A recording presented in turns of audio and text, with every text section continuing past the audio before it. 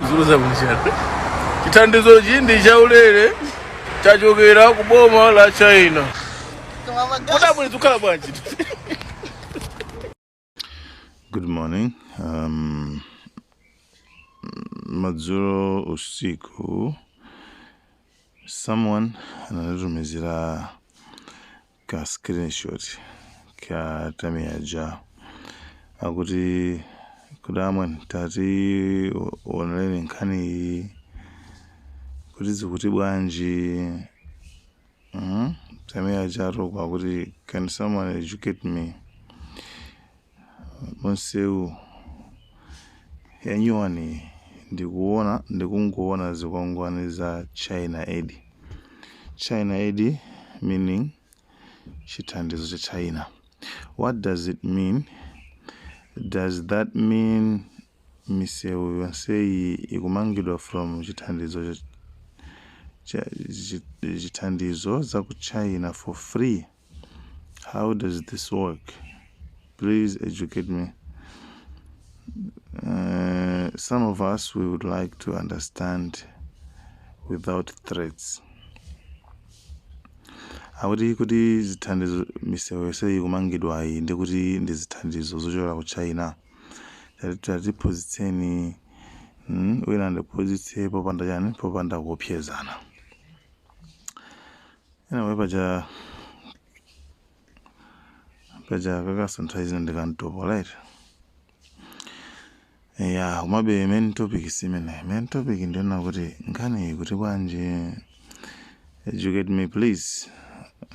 Comment section sinditseka.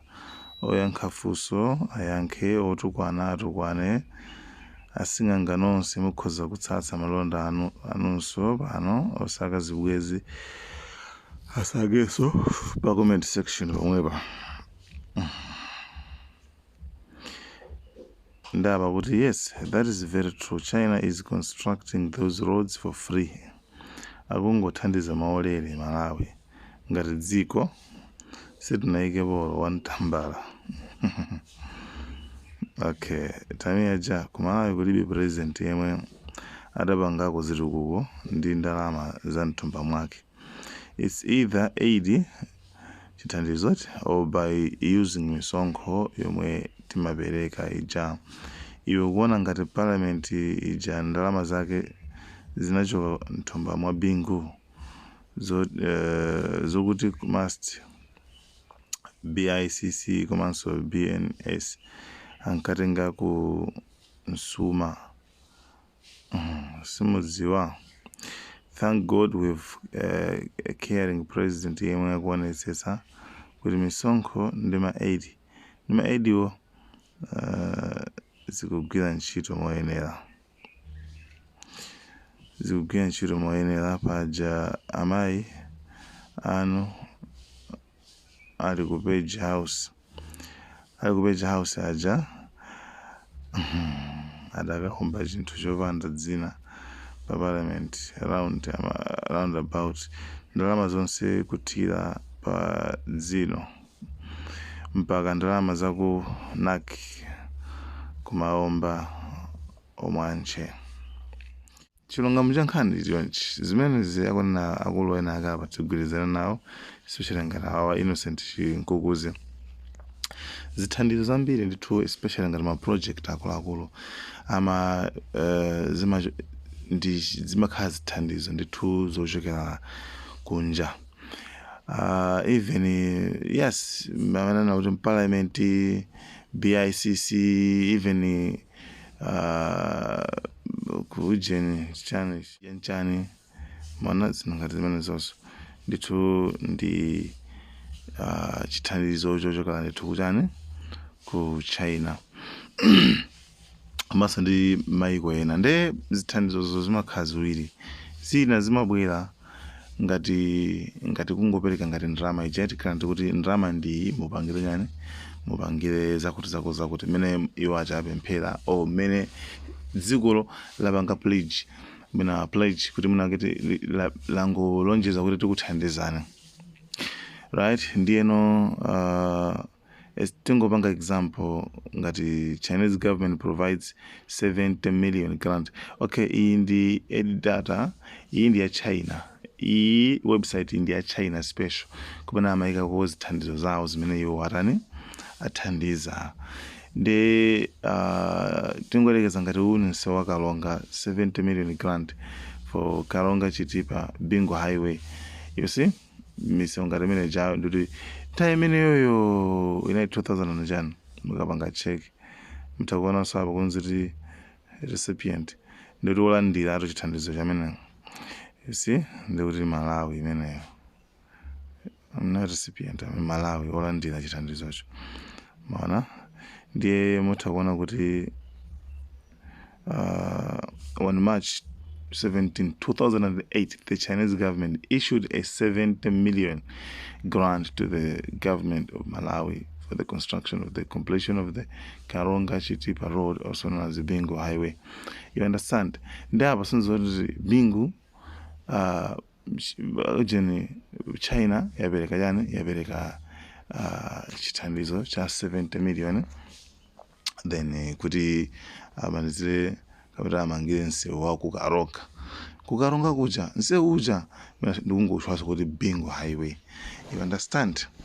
De izizi basi fendi medi lidziko lathu basi timaendela ziyani, timaendela zithandizo ndeti vomereze kulakwa nkutenga zinthu zimene zozo nkupanga claim kuti ndapanga ndine. Okay, bwino choyambirira China imapereka chithandizo ngati mwa ndalama, koma imene imakhala dangerous, ya danger kwambiri chifukwa amadziwa anthu amboma amatafuna ndalama zicha. Chithandizo mtundu wa number 2, China imatha kungotumiza anthu awo, right? Koma ndi contract kuwapatsa anthu awo kwawo ma Chinese kuti abwera adzamange. That's why timaona kwambiri ma Chinese mwina ku Lilongwe. Ndi motha kuona kuti issue ya msewu, okay, iyo Kalonga tingopanga check ngati msewu apa pali 150 million grant for M1 msewu M1 road kuchoka ku airport iyo. Monat flow grant ndekuti recipient Malawi, ndekuti kuti mumvesese nkhani ikubwera apa.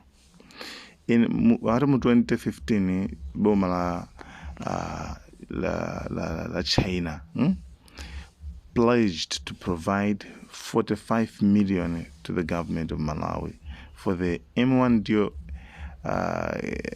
carriageway for Lilongwe City Center to Kamuzu International Airport project. Mwana ndoti iyi ino nthawi ya DPP ya Peter Mutharika pamene boma la China linapanga promise, linalonjeza kuti basi tikupasani 45 million mumangire msewu M1 road ku City Center kuchanchane wafika uko. Maona imene chan 2015 and the zinapeza kuona kuti in 2015,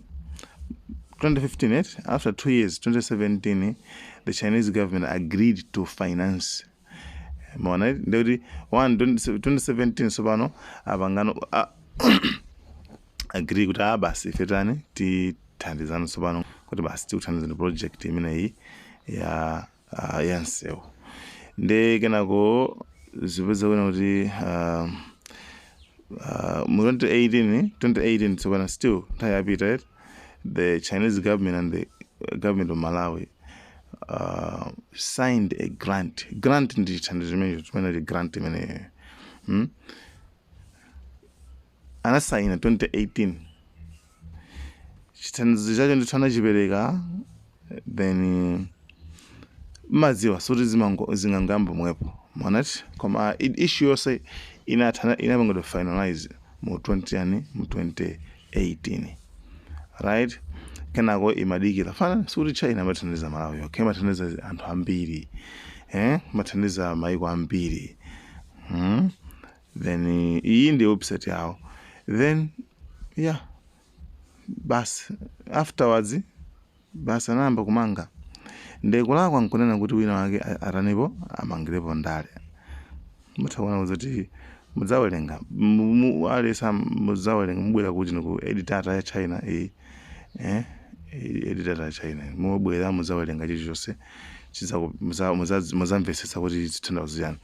Ndeno after some time grant ndalama zambiri sizimangotenga 2 days 3 days yayi mwana chimodzimodzi nde panopa afterwards nthawi inaso adzataniso adzamangaso zinthu zinaso zimene wina wake mbuyomu anapempha. Kulakwa kutenga zinthu zichazo nkuzipanga politicize yayi ndapanga izi ndapanga zakuti kupangira kampeni komano anu ake atazipanga kale post maona Chinese wo atazipanga kale post tunde anyway ndenkhana yake ndimene iyi ngati mafuna chilungamo kuti chilungamo chake nchithandizo wanji kuti zatani chani ishi